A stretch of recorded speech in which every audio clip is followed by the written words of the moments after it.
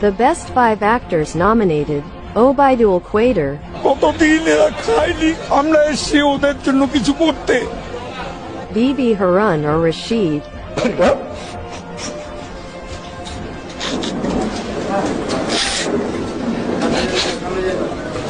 Zunaid Ahmed Palik, আমাদের সকল প্রবাসী ভাই বোনদের কাছে বিনয়ের সাথে আবারও বড়জোর অনুরোধ করতে চাই, এই মিথ্যা গুজবে আপনারা কান দিবেন না।